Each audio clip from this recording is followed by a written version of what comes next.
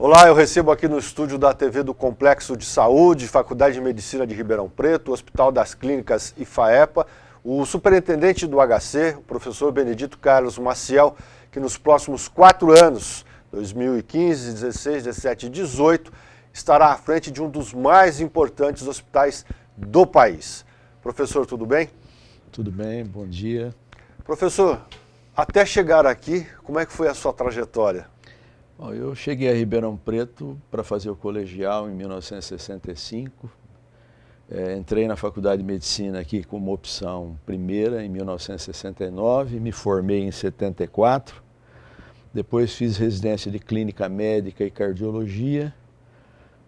Fiquei fazendo mestrado, doutorado, né? E acabei entrando como docente da Faculdade de Medicina a partir de 85, né? E desde então, na carreira docente, eu fiz livre docência, fiz concurso de professor titular, dirigi a Fundação, a FAEPA, a Fundação de Apoio ao Ensino e Pesquisa do Hospital das Clínicas, por 6 anos e meio, entre 96 e março de 2003.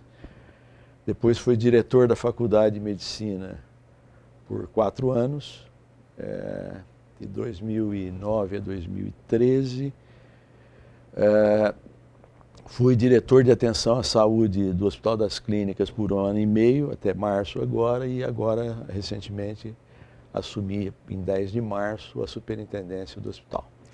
E de onde vem essa veia administrativa? Porque tem que conhecer, como o senhor é formado na medicina, mas também tem que ter esse lado de querer resolver problemas. A gente, quando entra na carreira universitária, você tem, normalmente, se fala que tem um tripé ensino, pesquisa e assistência, mas você também acaba obrigatoriamente tendo que ter o engajamento institucional. E aí isso envolve a participação em comissões, eventualmente tomar uma posição gerencial em um laboratório, em uma divisão, em um serviço, né?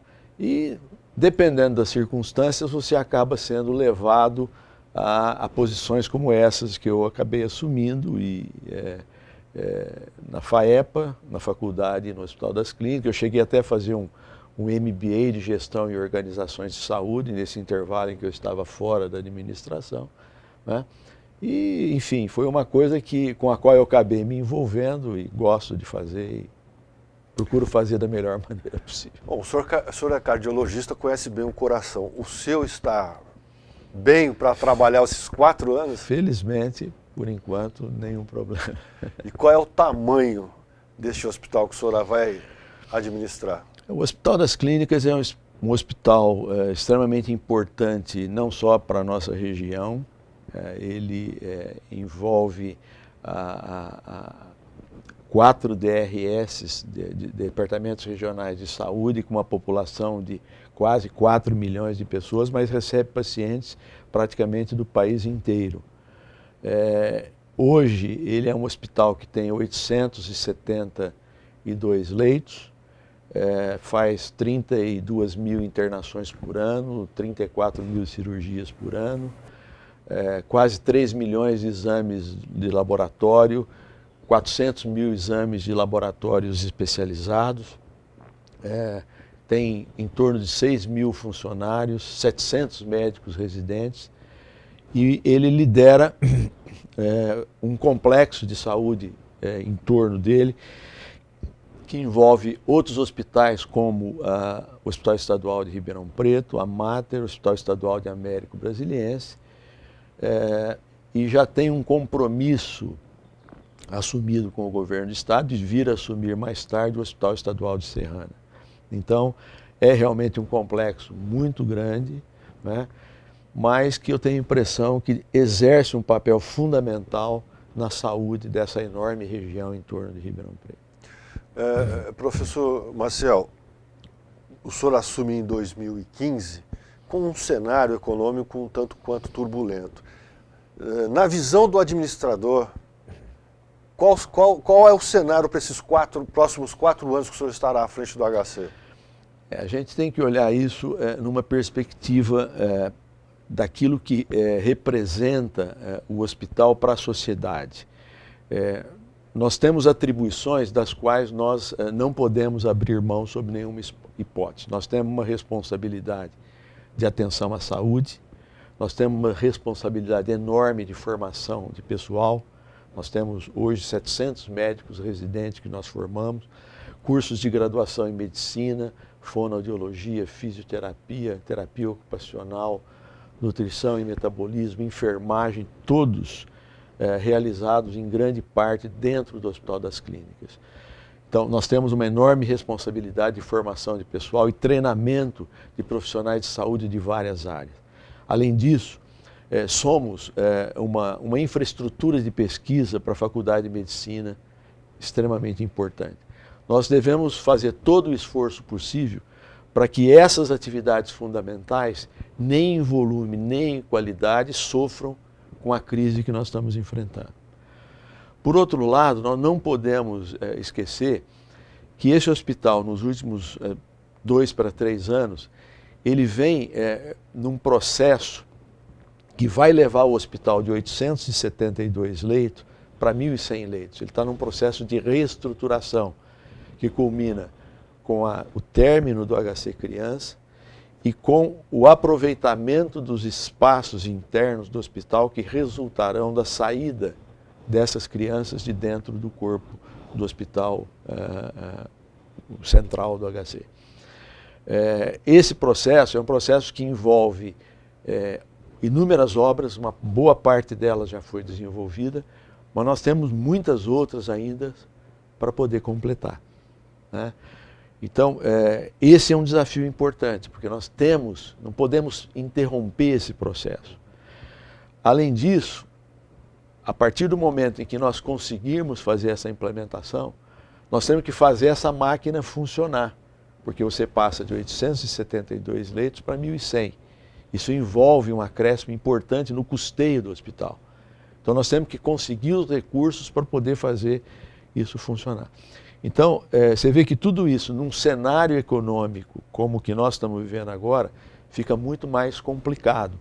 Mas eu tenho confiança que, com o esforço conjunto de todos que militam no HC, a Faculdade de Medicina, os departamentos clínicos, os docentes, nós vamos conseguir vencer essa batalha, não prejudicar nem o volume, nem a qualidade do atendimento, nem a formação de pessoal e sair mais fortes da crise lá na frente.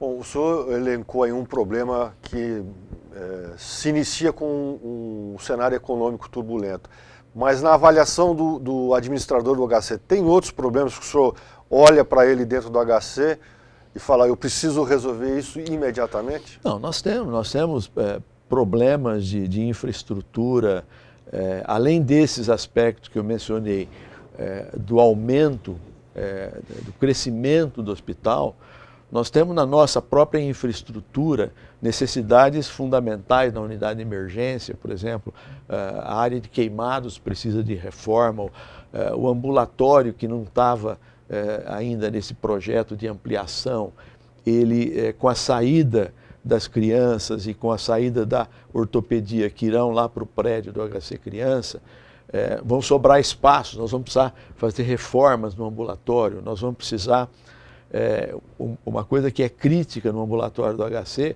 é a temperatura, nós precisamos climatizar esse ambulatório, né? E temos que implementar atividades em áreas que têm uma demanda elevada. Por exemplo, o hospital já havia priorizado um centro de transplante de órgãos, quer dizer, a área de transplantes deve sofrer um acréscimo de atividades ao longo do tempo. Nós temos o transplante de medula óssea, que também está muito restrito no seu número de leitos. Nós temos a oncologia, que é uma área que está tendo um crescimento explosivo e que nós precisamos equacionar dentro da instituição. Tudo isso está no planejamento e nós estamos procurando trabalhar para viabilizar isso dentro de uma ordem de prioridade que considere as demandas do Sistema Único de Saúde. Bom, nós vamos para o intervalo. No segundo bloco, o professor vai falar um pouco sobre as obras que o Hospital das Clínicas fez nos últimos anos, obras que algumas já concluídas, outras que estão para serem concluídas, como, por exemplo, o Hospital Criança, que ele acabou de falar, que vai resolver boa parte desse atendimento aos pacientes na região de Ribeirão Preto. O intervalo a gente volta daqui a pouco. Eu converso com o professor Benedito Carlos Maciel, superintendente do Hospital das Clínicas. Professor, no bloco anterior o senhor falou desse cenário e dos problemas que o senhor avalia e que devem ser atacados no HC.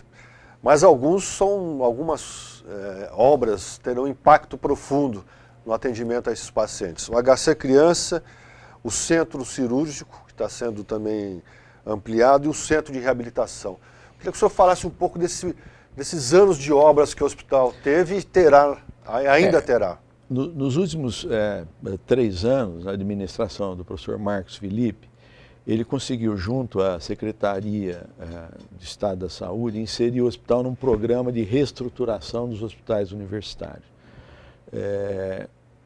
Portanto, nos últimos anos, 2013 e 2014, antes da crise que nós vivemos hoje, o governo do estado investiu em obras no HC em torno de 50 milhões por ano. Isso para poder terminar o HC Criança, mas ao mesmo tempo realizar outras obras que foram feitas nesse período. Eu citaria aqui, por exemplo, o Centro de Transplante de Órgãos Sólidos, que está praticamente pronto, a unidade coronariana, que passa de 5 para 15 leitos, que está praticamente pronta. Nós temos em andamento o ambulatório de otorrinolaringologia, que vai ter um aumento muito expressivo. Temos a unidade de diálise, que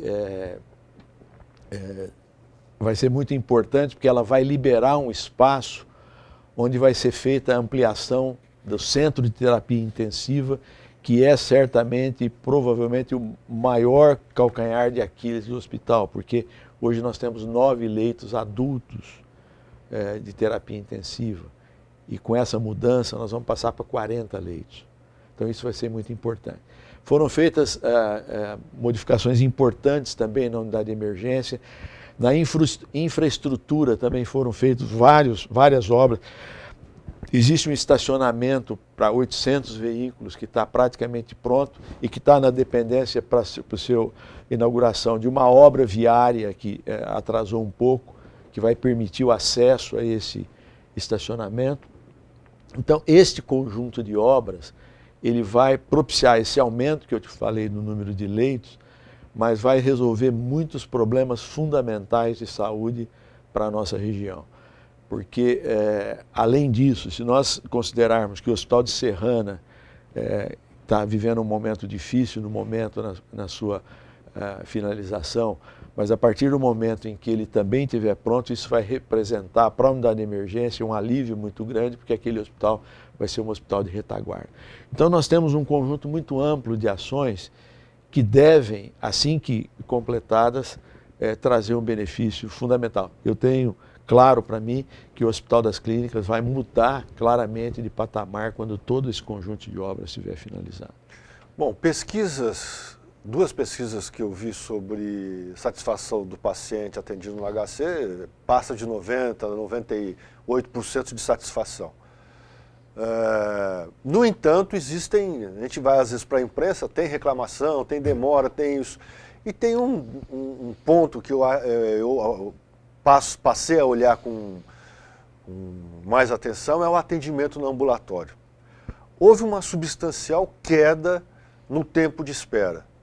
Eu queria que o senhor abordasse isso também. Sim, houve.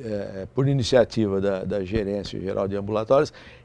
Esse era um sonho muito antigo, ele já foi tentado no passado algumas vezes, que era fazer com que os pacientes atendidos no Hospital das Clínicas, eles viessem com horários agendados, né? Tentativas anteriores não deram certo e esta tentativa que está sendo feita agora, ela tem sido um sucesso muito grande. Existem ambulatórios hoje em que as consultas são marcadas de meia hora. Mas por decisão do Conselho, em apoio a essa iniciativa, hoje pelo menos 3 horários por período são marcados. E os resultados, quando se comparam os dados antes disso e após essa marcação em horários definidos, nós temos ambulatórios que passaram de 3 horas e meia de espera entre o paciente chegar no hospital e sair, 3 horas e meia, para 2 horas. Né?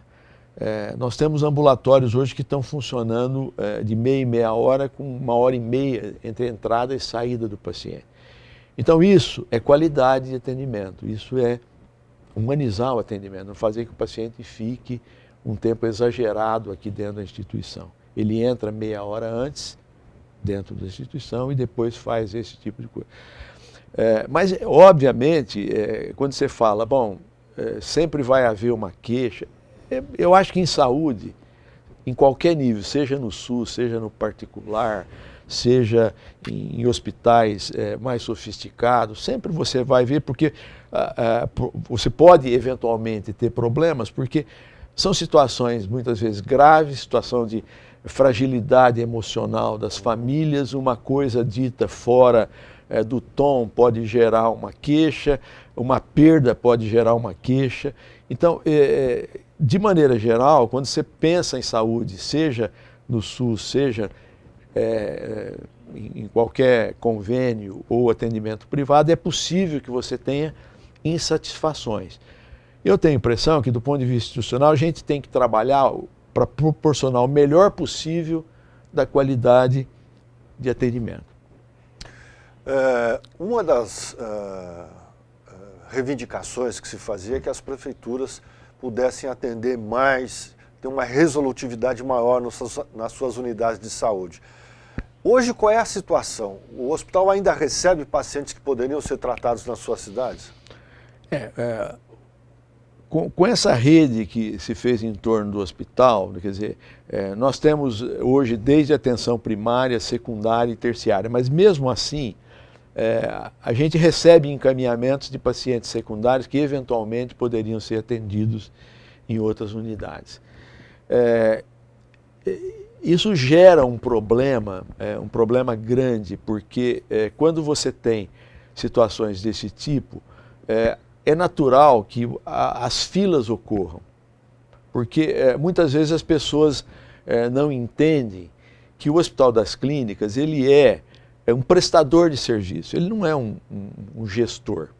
Então ele funciona, ele abre para a rede um conjunto de vagas e recebe esses pacientes. Se as cidades que encaminham pacientes dessas regiões que eu mencionei para cá, colocam pacientes que são menos complexos, que eventualmente poderiam ser atendidos no seu local de origem, ele acaba tirando o lugar de um paciente mais grave que poderia ser atendido aqui. Então isso gera filas no sistema e que às vezes as pessoas confundem que a fila é do HC e não do sistema de saúde. Então esse é um problema que no SUS, em algumas áreas tem sido muito complexo resolver. Você tem áreas críticas, como por exemplo, ortopedia, na nossa região em particular, ortopedia, oftalmologia, que são áreas em que existem uma demanda muito grande de pacientes e não existem muitos serviços, outros parceiros do sistema de saúde para poder atender essas necessidades. Então o HC acaba sendo sobrecarregado com isso. Professor Maciel, também se reclama muito da tabela SUS. Como é que o hospital sobrevive com uma tabela que está defasada? A tabela está defasada. No hospital, a tabela é uma referência. Tudo que o hospital produz, ele informa o SUS e informa com base no valor da tabela. Mas, na verdade, o que o hospital pactua com o sistema de saúde é um teto financeiro. Esse teto financeiro engloba um conjunto amplo de atividades que são pactuadas. Para você ter uma ideia, no ano passado, o hospital realizou, tanto na média complexidade, que ele tem pactuação na média complexidade, como da alta complexidade, ele realizou entre 100% e 115% do que era pactuado, ou seja, ele realizou 10% a 15% acima do pactuado sem receber o equivalente para isso, certo? Porque ele trabalha com o teto financeiro. A rigor, o que deveria ser feito é que esse teto financeiro ele fosse repactuado para níveis maiores. Mas isso não tem sido feito com a regularidade que seria esperado. O que permite que o hospital continue a desenvolver as suas atividades com qualidade é que o governo do estado ele coloca no hospital para o custeio um valor muito significativo de recursos. Para você ter uma ideia, o nosso teto com o SUS é perto de 150 milhões e o governo do estado coloca um tanto equivalente a esse para a gente poder desenvolver as atividades. Então é isso que permite com que o hospital possa... Professor, certamente essa é uma conversa que a gente poderia fazer outros capítulos para a gente poder entender melhor o Hospital das Clínicas. Mas agora a visão do médico, do ser humano, do administrador.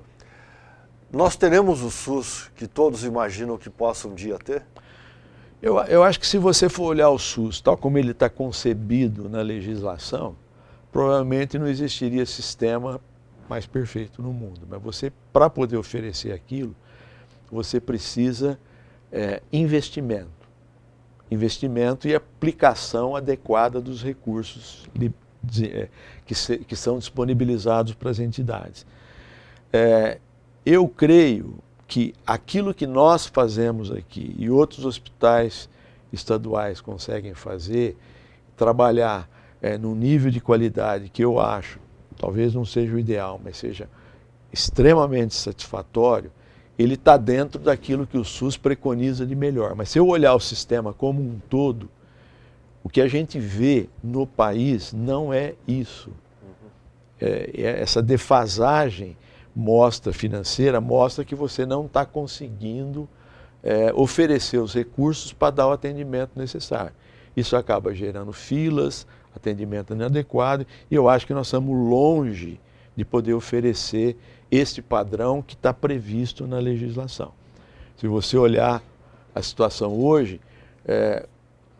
os municípios e os estados, eles têm por obrigação aplicar um montante do seu orçamento em saúde. E o que a gente vê hoje é que os municípios estão aplicando acima do previsto, o Estado acima do previsto, a União não tem essa determinação. Tem uma PEC que prevê 10%, mas isso nunca foi para frente. E o que a gente observa, se você olhar o investimento federal, é que esse investimento não está acompanhando o crescimento na forma que seria desejável. E isso, obviamente, acaba impactando no sistema todo, porque o grande gestor é federal, do SUS. Para encerrar, professor, daqui a 4 anos, quando o senhor olhar para trás, o senhor quer ver o quê?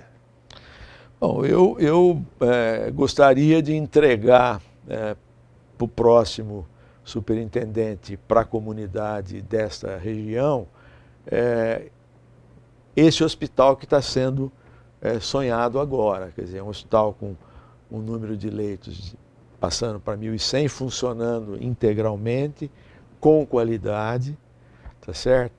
E esperar que com isso a saúde de Ribeirão Preto seja melhor do que ela, da Ribeirão e região, melhor do que ela é hoje. Ok, eu conversei com o professor Benedito Carlos Maciel, superintendente do Hospital das Clínicas pelos próximos 4 anos, e você percebeu que o tamanho do problema não é pequeno, mas a solução também é gratificante.